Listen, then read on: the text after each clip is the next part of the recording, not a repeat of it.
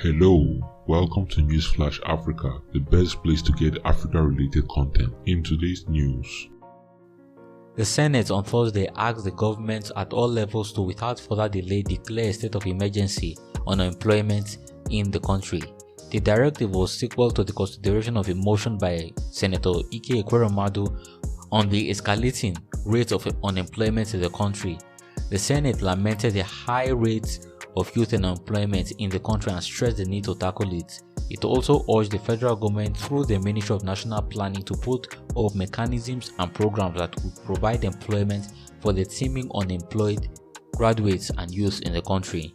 The Red Chamber called for the immediate revitalization of industries. It also called for the provision of conducive and enabling environment for the private sector to build more industries in the country. It also asked the federal government to initiate a sustainable unemployment fund for the payment of living stipends to the unemployed Nigerians until such persons secure employment.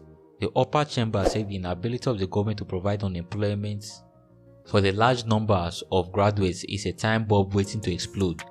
Leading the debate, Ekweremadu said that the report published by the National Bureau of Statistics this year states Nigeria's unemployed rate stood at 23.1% of the workforce in the third quarter of 2019. He also said that the Ministry of Labour and Productivity, Senator Chris Ngige, had raised alarm that Nigeria's unemployment rate would hit 33.5% by 2020. He said any nation with such a number of unemployment but employable youth population is only sitting on a keg of powder. The Senate is perturbed that the most pressing demand on their hand of every legislature and public officer is the rising number of curriculum vitae and application for employment from constituents and Nigerians. A situation where every graduate has to queue up for a job only in government offices is an indication of the breakdown of the private sector, which is a major driving force in all world economies. Well, my personal opinion, this is a very nice thing to sell. It will make it look good to your constituents back home.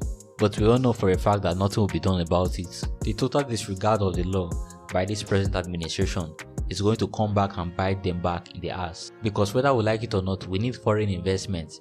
And if foreign investors see that the government can do or play with the law anyhow they want, basically making the country a banana republic, is there any foreign investor with his right senses will still go ahead and invest in such a place where the country can play around with the law however they want? I mean, let's be honest here. After the government, let's say they declare state of emergency in the sector of employment, what is going to happen? What did Nigeria do when businesses, big businesses, have been leaving or relocating their base of operations to neighboring countries because we don't have electricity that will enable them to run their businesses effectively? I'm even happy that they mentioned that they are receiving CVs from Nigerians at their own constituents. I'm really happy because I think a study was recently made in which it showed that a single Nigerian senator can employ within 66 to 97 Nigerians only with a basic salary of, I think, within the range of 37 to 50 something thousand naira a month. That is almost double what some Nigerian teachers are receiving at private secondary schools in Nigeria.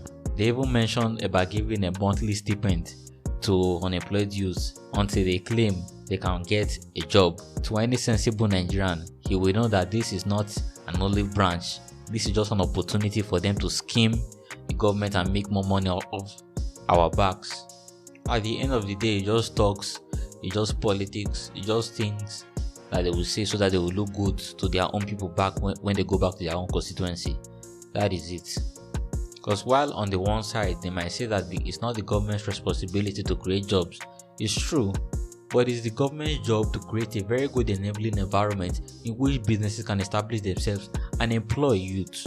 How can that happen when there is no lights, when there is no electricity to even power the businesses? How can that happen where in many cities there is no sustainable and also a cheap method of transportation? In my personal opinion, I believe that they are just saying it for the sake that they said it.